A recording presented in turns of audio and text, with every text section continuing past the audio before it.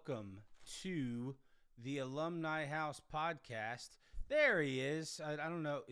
I got a weird a notification that popped up right as I came on the air, and it said that you were in the green room. So, anyway, welcome to a live YouTube podcast. This is the Alumni House, as I said. My name is Matt. I'm the Quacker. All right, Quacker. Why don't you go ahead and hit us with the news and notes? All right, yeah. So we just very short news notes this week. We'll start with Brian Kelly has rejected buyout efforts of LSU, and will seek the entire $54 million owed to him. That's not really a surprise. And then in the Texas State Louisiana Lafayette game this past weekend, it got real chippy towards the end. Texas State lost again. They've lost several games this year that they were into the very end. And of course, this is their last season here in the Sun Belt before they go to the mighty Pac-12. So things got real chippy, and there was some massive fight that broke out at the in the handshake huddle. And then there were some minor injuries as the Texas State players continue the fight into the tunnel after it had been broken up once. So I look for some suspensions to be handed out because of that. Because that's ridiculous. Yeah, we saw punches everywhere. We saw the guy from the Commanders punch Amon-Ra St. Brown in the face with his helmet on. And the first thing I thought was, why would you do that? You're going to break your hand. And then the second thing I thought was, don't punch anybody. But anyway. All right. Well, so pretty light week, especially in the power conferences. So we're going to talk a little bit about just a handful of games. There wasn't a lot. The biggest news that happened this week for us is I gained 2 games on Quacker. I am still behind by, I think, about 3. But we only had 2 different, and I got them both right. Now, I want to say real quick, we're going to talk about this game. But the Tulane-Memphis game, so for those of you who follow us and have been listening throughout the season, there have been a handful of games Quacker and I have had different. Well, there are about 4 or 5 of them, and it seems like about one every week, where the team that I picked is up by like 2, 3, 4 scores at some point during the game, and then Quacker's team comes back and wins. Like, I feel like it's happened every week. And I'm like, well, doesn't make me look smart. It makes me look almost smart. It makes Quacker look smart because he got it right, even though there was no hope for his team to win. That happened with Texas a couple of times. Happened with a handful of other teams. Auburn, I think, in Oklahoma. Well, I'm watching this Tulane-Memphis game, and I'm looking at our picks, and it's like the third quarter. I'm like, all right, got that one. Man, did Tulane make me sweat it out. And we're going to talk a little bit more about that game, but I just wanted to tell you that even though I got, and the other game that I got was even closer, but that one I was less confident about. So I just wanted to mention that off the top, that even though I got those 2, you almost did what you've done all season, which was sneak out with the wins, which I don't know if it makes you look smarter or what, but anyway. Just lucky, I think. Maybe. I don't know. Or maybe the games that we differ on really are just, razor thin margins. Yeah. But all right, so going to be kind of a brief show tonight because, like I said, I think we have 9 games we're gonna hit. So we're gonna start in Conference USA as always with Missouri State 21 at Liberty 17. Quacker? Yeah, I was looking at this game, and I figured Liberty had a good chance of winning this one, and it was a close game. It took Missouri State scoring 14 in the fourth quarter to ensure the win. I mean, they scored all their points in the third and fourth quarter, but I mean, Liberty has gone from being that school that team over the past couple of years where like they were just destroying everybody to they still had a chance going into this game of being in the conference race to I don't want to be sensational here, but because we were just talking about this before going on, but they're essentially out at this point with 3 weeks to go in the season. There's a couple of teams ahead of them that are undefeated, so Liberty really needed to pull through with this one. And Missouri State, they're bowl eligible. I think this is their first time being bowl eligible. So, they get to play on. Liberty is going to have to scrape out 2 more wins somewhere. I haven't really looked at their schedule, but I was kind of disappointed in Liberty here.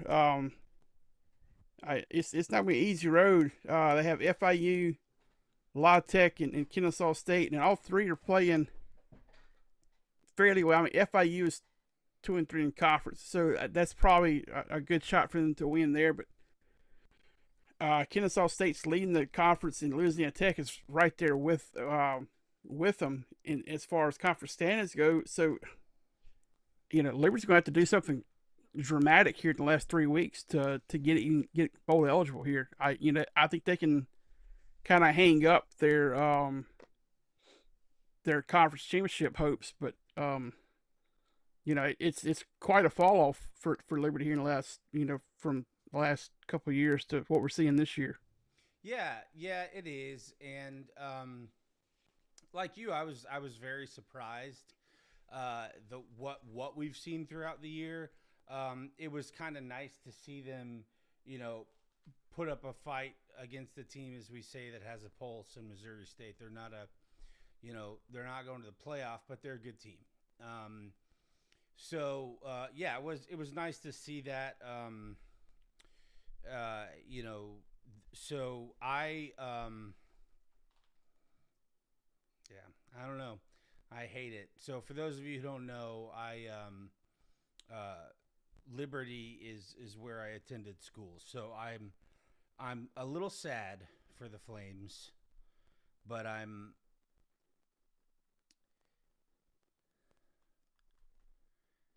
sad for Liberty because of my connection. I'm happy for Missouri State because who the heck ever heard of Missouri State until the last year or two? You know what I mean? So yeah. But outside of college baseball, I had not. So yeah, I hadn't even heard of him in that. So it was only because of regional play and stuff that I'd heard of him. But that's strictly it. So yeah. Well, all right. So let's move on. We're going to stay in Conference USA and talk about Louisiana Tech 24, which was Quacker's pick, and Delaware 25, which was my pick. And full disclosure here, and I told Quacker this before we went on air, any game that the Blue Hens have been in that I felt like was going to be relatively close, I've been picking Delaware because of Grandpa Joe. Listen, the only reason I know Delaware's mascot is because of Joe Flacco. All right? And Joe Flacco is unique not only because of what he's been doing, leaving his retirement home to come back into the league, but he also has the distinction of being the second Ravens quarterback that I think most people would say was not ever good enough to win a Super Bowl that won a Super Bowl. And I think the Ravens are the only franchise that I think that can say that. But Quacker's going to get mad at me because I always start talking about the NFL, and I don't mean to. But anyway, Delaware wins the game by a point. I did not get to watch this game because for the life of me, I tried, but I couldn't find it anywhere. I even tried like some nefarious back streets of the internet, and nothing would work. So I didn't get to see any of it. Yeah, same. Looking at the box score here, it looks like you know, I mean, Delaware won by a point, but I, I just looking at the box score, it looks like they should have won by. I mean, La Tech played 3 quarterbacks. Um, like they had a hard time getting. They did okay on the ground, but they had a hard time getting anyone back established. It's just one of those things where you look at their totals, you're like, I don't see how they scored 17 points, in the fourth quarter here. Um, I guess they had to have a defensive touchdown. Yeah, they had a defensive touchdown. Um, Along the way, it was looks like a pick six. So, um, you know, defense kind of got them back in the game a little bit here, but uh, eesh, you know, Delaware's been playing. They've been playing pretty consistent this year. I was kind of leaning towards them in this game, but the way La Tech have been playing the last few weeks, I really thought they were going to kind of come in, and I didn't think they were going to blow them out, but I figured they would come in and get a close win, but no, a close loss instead. But I like La Tech's got to get their offense figured out going forward, because you can't play 3 quarterbacks, in a game and expect to win. Right. Yeah. I mean, unless for some reason that's just part of your scheme, which is uncommon, but it's not completely unheard of. But yeah, excuse me. Sorry. Yeah, I was pleasantly surprised to see that, but weird game for sure. All the way around. By the way, I forgot to mention this in the open, but I got a text. I'm in a group text with my coworkers, and I got a text from one of the guys I work with about 7:30 this evening in our group message, and it said, "Is anybody else getting snow at their house?" And I walked outside, and sure enough, we got snow for about 3 hours. First time in my life that I've lived anywhere where it snowed in November. So, hooray for snow. Wasn't a lot, but it was snow. So, yeah. And my dog loved it. But yeah, anyway, that was my segue because I couldn't get my page to come up. All right, so moving on to the American. This was a game. I did watch this game. Now, Quacker, I know that because of your schedule, I don't know how much you were able to watch it, but I know you did text me at one point and said defense was optional, because in the first half, it was like every time you looked at the TV, there was another score. Yeah. And then in the second half, there were only 18 points total. Tulane really was in control of this game the whole game, but going into the fourth quarter, it was 38 to 18, 17, 38 to 17, and the final score was 38 to 32. And like I said in the open, they had me sweating it out, man, because I'm thinking, man, here we go again. Like, I felt good about this. I felt like they were gonna just run over, no pun intended, the Road Runners, and then there they came back. So, but it was an exciting game to watch. Yeah. Oh yeah. Well, I watched the whole thing, and I was just, when I text you that, it was like defense is optional, and neither team picked the option of defense, because it was just, it was, the score was just constantly bouncing back and forth, and in the second quarter, Tulane really turned it on, and Memphis kind of fizzled out. I mean, that second quarter is what beat them. Mm-hmm. They staged a late comeback there, and they almost, if I remember right, they almost came back and won there at the very end. I think, yeah.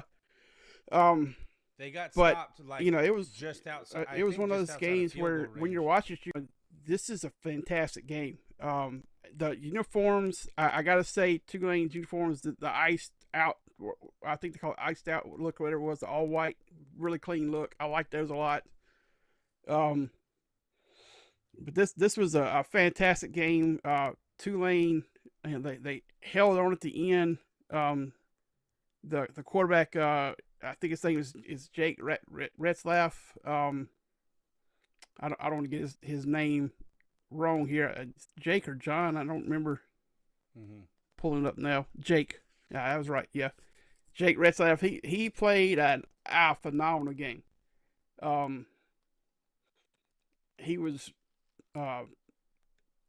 really the best player on the field all night, Right. for both teams. And part of what hurt Tulane was their quarterback got hurt. Like he had a bad ankle. He couldn't run, and they put in a backup quarterback who could run, but he couldn't pass. So they knew when he was in there, well, it's just a running play. Yeah. I would have liked to see what could have happened if their starting quarterback for Tulane had not gotten hurt. I mean for Memphis, I'm sorry, had not gotten hurt because the way they were moving the ball, this could have been one of those games where 38 points wouldn't have been enough for either team. But you have to play with the cards that you're dealt, and unfortunately for Memphis, that was the quarterback going down with an ankle injury. Sorry, sorry, I bumped you out of the frame for a minute there. Okay. I've got two keyboards here, and I'm real bad about typing on the wrong one. And when I do that, all these weird things happen. All right. So, yeah. Crazy for sure. Now, here's the game I know Quacker wants to talk about. So, how about the boys from Philadelphia, and that would be the Owls from Temple, going to West Point to play Army. And Army wins the game 14-13. Again, not a game I was able to watch, but we love the service academies around here, and nice to see them squeak one out. Yeah. This is on at the same time as the Southern Miss game, so I wasn't able to watch this one. But the Army Knights got all their damage done in the middle quarter. I mean, both teams did all their scoring in the middle quarters. Temple, if they could have turned one of their field goals to a touchdown, they win this game. But the Army defense was able to hold two of their scoring drives to just field goals, where both their scoring drives were touchdowns, and they squeak out with a 1-point win. They're now one win away from being bowl eligible again. Temple's one win away from being bowl eligible. So there's some teams that are playing for something coming down the stretch here in the American. So it's going to be an interesting fight here these last 3 weeks to see, who else playing for something at the end of the season. Because I was listening to I've said this before. I was listening to Coach Huff talk about the importance of bowl games. It's not just, you're taking your players to play an extra game and get the swag bags and all stuff. It's the extra month of practice. It's the extra amount of time you can spend with your players for development and stuff like that. So these are what help a program like sustains, build success and sustain success, is that extra time you get to spend with players, extra practice, extra time in the classroom with them. So, this is a good thing for both programs here. I mean, it was, for Temple, it's a bad loss. Sure, any loss is a bad loss. But what I'm saying, it keeps them out of bowl eligibility for at least another week. But Army, after being on the verge of playoff contention last year, to fighting for a bowl game this year, good for them. Yeah, I agree. I wish I had more to add, but like I said, I didn't get to watch it, and so I just just echo that, because I'm just always glad to see the service academies win. Although I would probably put Army as my least favorite of the three. But that's mainly because I grew up next to a huge Air Force base, so it's not my fault. All right, so moving to Quacker's favorite conference. What's it called? The Fun Belt. The Fun Belt. All right. So Georgia Southern goes to App State, and I got to tell you, man, now I live in South Carolina, but I live very close to Conway, where Coastal is. And what I've realized from the Coastal alum that I know, that I've met, that App State and Coastal hate each other, right? Really? Like bitter hatred. Like bitter Wow. hatred. Yeah. So, I don't know any App State grads that I know of. I mean, I may know some that we haven't talked about where they went to school, but I know a few Coastal grads. So I was happy to see this because, I've talked about this a little bit, but I've kind of adopted South Carolina and I've kind of adopted, Coastal. Now, when I say I've adopted them, not really. They're not my Dr. Pepper commercial side team from Fansville, but I am about 0.5% happier in the day if they win a game, with the exception of last night when South Carolina's men's basketball team beat USM. That made me mad. And they did it in overtime. But, yeah, so this game was kind of not that close until the literally the bitter end, Yeah. because, Georgia Southern was in control of the game the whole time. Did you get a chance to watch it at all? I had it on while we were on Thursday night, and something happened with my ESPN on my computer, and it locked up. And by the time I could get it going again, it was over. So I missed the ending of it. But the way Georgia Southern with their offense, the way they play ball, it's hard to imagine they've only won 4 games because they're an explosive offense. The French, what's his name? It's J.C. French the fourth. Dude's got an electric arm. He's mobile. I'm not gonna say he's like Vince Young or anything out there, but he moves around well enough to move the chains. And like I say, he's got the electric arm. He really lit it up against Southern a few weeks ago.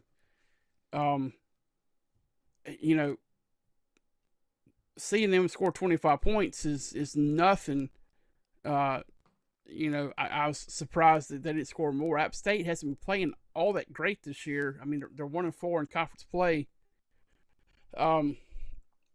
which is weird. The 2 years ago they were one of the top teams in the conference. Last year they had this weird season because of the hurricane, and then they fired their head coach, who unfortunately he's passed away. He had went to Central Florida, and then he had a heart issue and passed away this year. So they would be in a weird spot at this point if he had been still been coaching there. But it's been quite the fall off for App State from where they were just 2 years ago. Last year I would have just been like, okay, that was an anomaly because of a natural disaster, because that it ripped right through their part of the state. But the fall off has continued, and it's weird to see. I don't know. I want to see them be a relevant program again, because they're a fun team to watch when they're good. Yeah. No. Yeah. No. I mean, I totally agree, and yeah. So, I don't know. Go. Are they the? Are they Mountaineers? No. Not Georgia Southern. They're the Golden Eagles. Golden Eagles. No, they're not. Yeah. They're just the Eagles. No. Eagles. Yeah. No, well, oh, sorry. I thought they were the Golden Eagles, but I was saying no, they're not because there's only one Golden Eagles. But they really weren't. So, all right. Yeah, there's Georgia Southern Eagles. Yeah. Okay. They got a bald eagle. Well, it looked like their logo had another word, but maybe it says Georgia Southern on it. Okay. Yeah. All right. So moving right along, and Quacker, I'm going to let you take this one. Let's talk about USM and Arkansas State. And you called it, by the way. I didn't see it being the way it was, but I almost feel like you had a DeLorean and went ahead and saw what was going to happen because you basically called for a nail-biter, scary game that Southern would probably squeak out in the end. Yeah, they did. I think it was an interception in the end zone at the end of the game to seal it. But literally, like the last play of the game. But I think I had like 15 heart attacks and 3 strokes before it was over. It was, oh man, I was sitting outside watching the game. I was having panic attacks and everything else because like this Arkansas State team, they're scary. This was their second loss in conference. And, I was telling you, like, during the game, the announcers kept saying, well, whoever loses this game is essentially out of the running for the conference title, or at least for a chance to play for the conference title.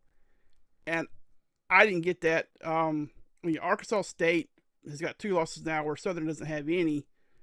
But at the same time, there's still 3 weeks of the season left. Southern could go on a 3-game losing streak. Yeah. Or, Arkansas State could have went on a 3-game, So to say, well, this team is out of the running, that makes no sense at all to me.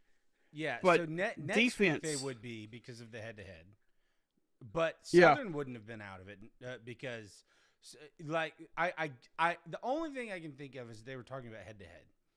But with Southern before the game was over having 4 conference wins and Arkansas State being 4-1, they would have head-to-head. But if Arkansas State lost one more, Southern's right back in the driver's seat.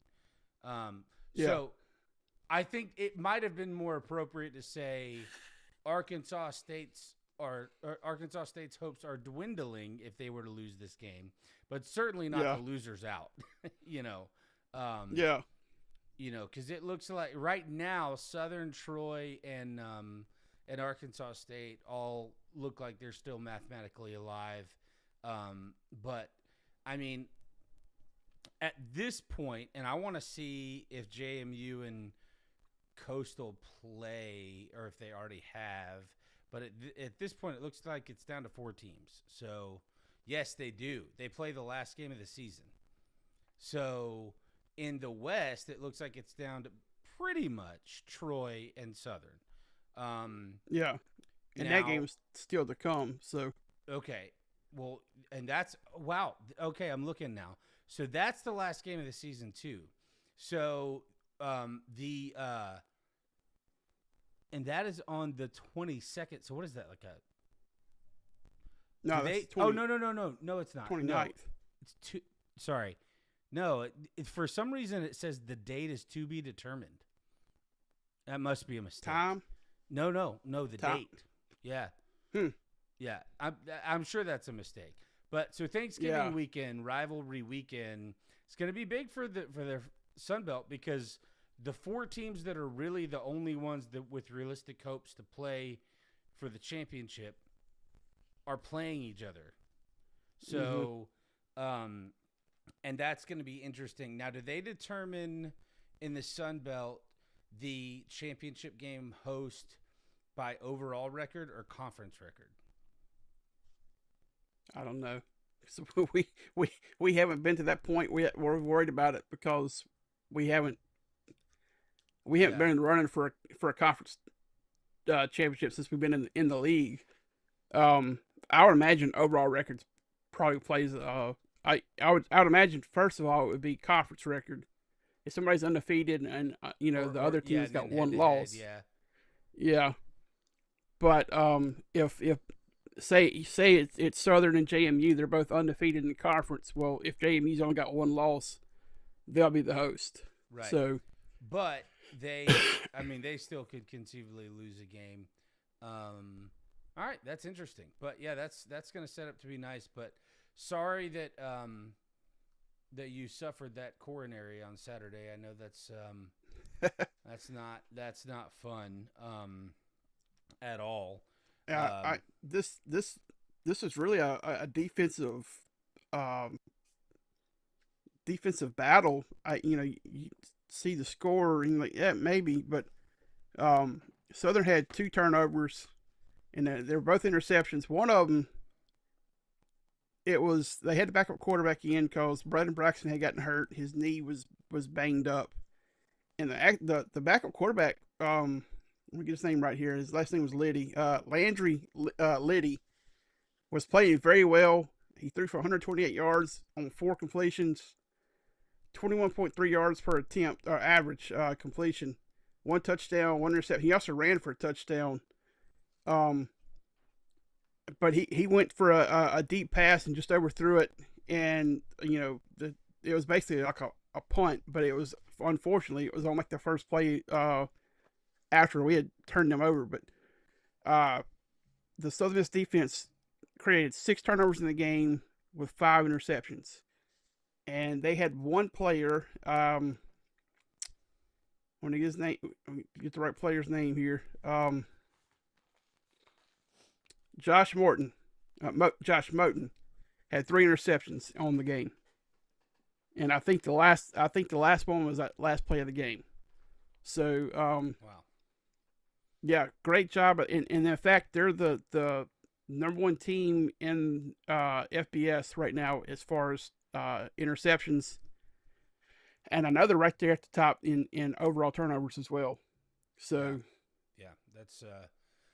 yeah, that's pretty awesome. I know that they were leading the conference, or right there. I didn't realize they were now number 1 in the FBS, but that's pretty cool. All right, so in a game that I don't even think we picked this game, but we talked a little bit about it. And Quacker basically, no, you know what it was? I think we talked before. I think we talked off air when we were deciding what games we wanted to talk about. And Quacker, I think, was making the case that no, we did pick it. So what I'm talking about is UVA and Wake Forest.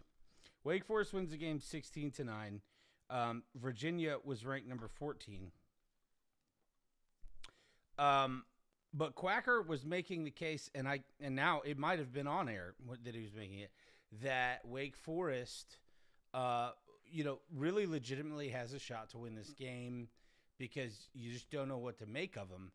Yeah, they were 5-3 going into the game, but Virginia was 8-1, and I didn't really buy it because I did feel like Wake Forest was Jekyll and Hyde, but I felt like Virginia was really humming. But once again, man, you called it. I mean, obviously neither one of us thought Wake Forest was actually going to win, but you saw the writing on the wall where I didn't at all. So, this Wake Forest team's just been so like you're scared to pick them to win a game because you don't know which team is going to show up. I mean, they legitimately have lost games where they had no business losing, and they've won games that they had no business winning.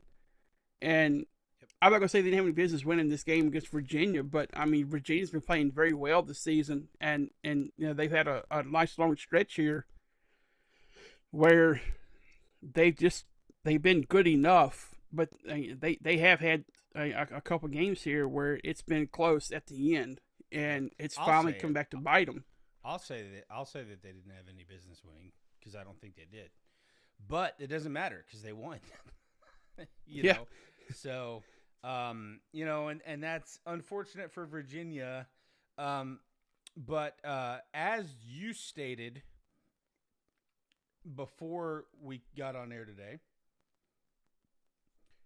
the good news for Virginia is it doesn't seem like anybody really wants to win the ACC. Because in our next game, Cal as in Cal Berkeley or the University of California or Aaron Rodgers, Marshawn Lynch, Cam Jordan, the team over there, came to Louisville, Kentucky, number 15, and won the game. I can't read my handwriting. Was it 27 or 29 to 26? 29, I think. 29 and 26. I wrote it down, but I did a really poor job with my 9, so I couldn't tell if it was a 9 or a 7. And I watched that game too because I was sitting right here at my desk doing some work, and I had the TV on a different game, and then I got a notification that the game was close, and so I flipped it over and got to watch the very end of that. I wasn't like shocked because again, California, we talked about this earlier. California is not a great team, but they are a team with a pulse. They're a respectable team. They're a team that's bowl eligible, and had they not won this weekend, they would have been bowl eligible anyway, but Louisville again, was a one-loss team and had kind of been humming. I think they just sort of got a little bit shell-shocked, but that loss basically puts Georgia Tech and Virginia basically in neutral, because Georgia Tech lost last week, Virginia lost this week. Mm-hmm. And Louisville lost. So essentially the top of the ACC really it doesn't change much, Yeah. Well, not at all, but it is funny because it does seem like nobody is really interested in putting their foot down in this league this year. Yeah. I mean, now Wake Forest and Georgia Tech, they can't afford another loss because, we talked about Miami at the beginning of the season. This is 2 years in a row where they've had kind of that slide, that mid to late season slide. And if they went out, they can want to back it into the conference championship game where they probably don't deserve it because they've been playing the last few weeks. And, I thought Louisville would have a chance, if one of the two teams in front of them faltered, but they're on I think a 2-game losing streak or 2 of the last 3 they lost. Let me pull it up real quick. I don't want to be. Well, okay. No, okay. They lost to Virginia, and then they had a 3-game win streak, and then lost again. But, so I'm looking at it right now. So here's the deal. All right. So Miami is right now in 7th place in the ACC. Now, the top 4 are all 5-1, and then Duke is 4-1. Louisville is 4-2, and Miami is 3-2. Now, here's the crazy thing. Miami, their final 3 games are NC State, Virginia Tech, and Pitt.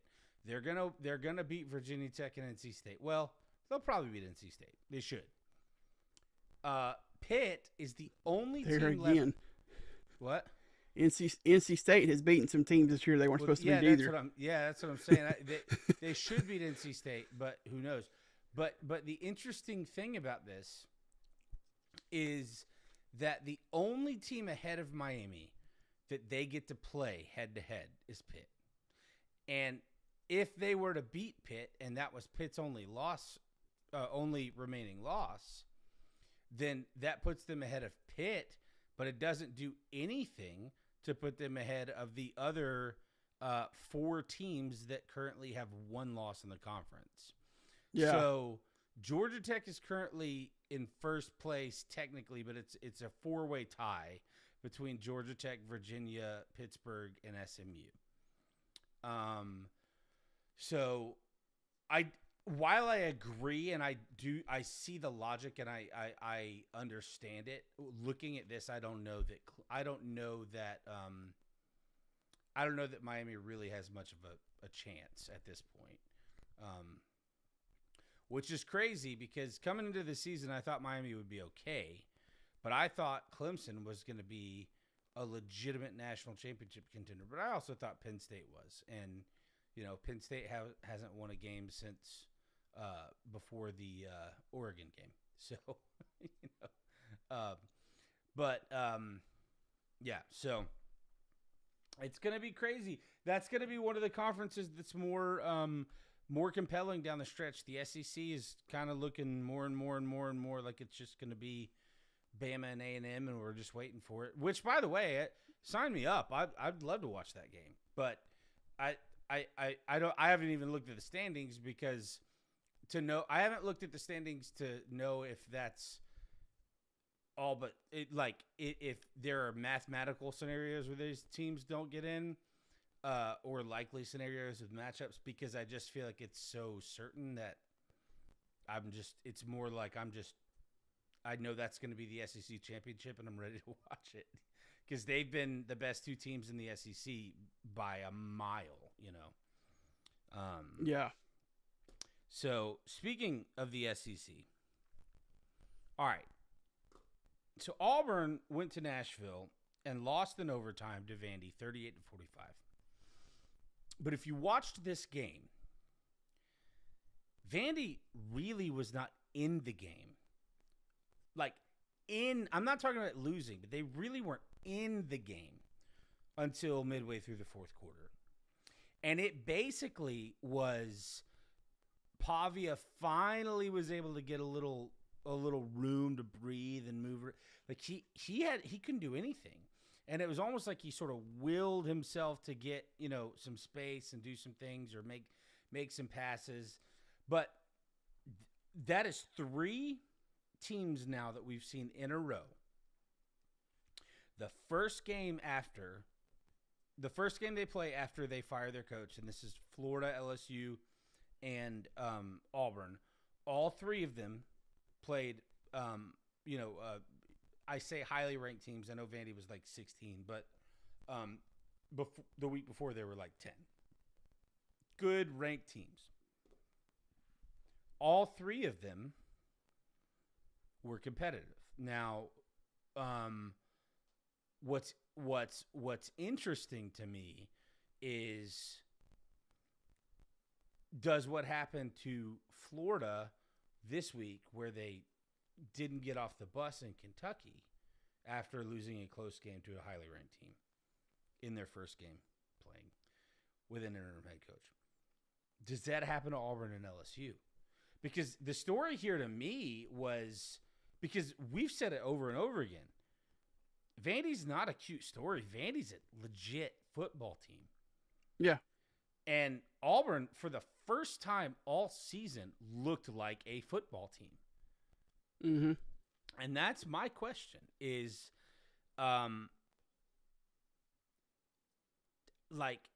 is that really Auburn?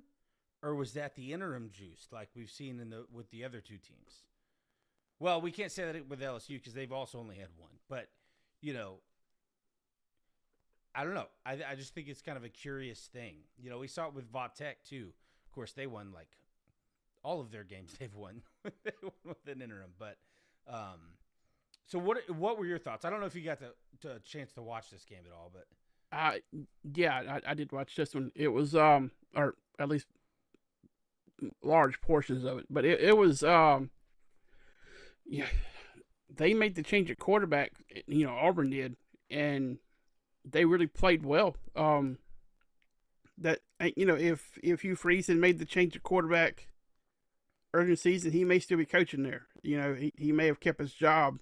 Yeah, but didn't he let that guy play for 3 quarters the week before?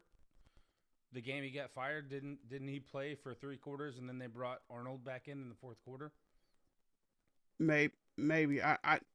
I know there was a different quarterback playing. I don't know if it was the same guy. But I know Jackson Arnold did not play for most of the I can't even remember who they played, but the game that got Hugh Freeze fired, Kentucky, the 10-3 game or whatever it was, 7-3. I don't even know what the score of that game was, but 10-3. Yeah. So Yeah, I mean, you're right. Like, maybe. But that's the thing. I think with all three of these coaches I just brought up, if they would have made one or two different decisions, well, I don't know. Maybe with Brian Kelly it was a little different because it does seem like Brian Kelly. I don't think the people in Louisiana ever liked Brian Kelly, and I don't think Brian Kelly ever liked them. And I think for a while they were just okay with that. But I think that had something to do with it. But yeah, I mean, Billy Napier, I feel like it's the same way, right? If he's not calling plays, he's probably still coaching, and Florida's probably already bowl eligible. Same thing with Auburn. Hugh Freeze is still coaching. Auburn's probably humming. But it's interesting how these small decisions change things. Because it can really mess up. It can really mess up a quarterback, or a running back, or a wide receiver, or any player. If just a few decisions, they can be developed the right way and all of this, but if the coach isn't willing to make the hard decisions when they need to, it's not just about wins and losses. It's about development, and it's about not ending up with guys like Russell Wilson, who have been in the league, in the NFL, a million years, and because he won a Super Bowl, still feels like he's a future Hall of Famer, when the reality is he's probably fairly mediocre. But my point, that may sound like it's out of left field, but my point is, like, all of these decisions matter, and it's not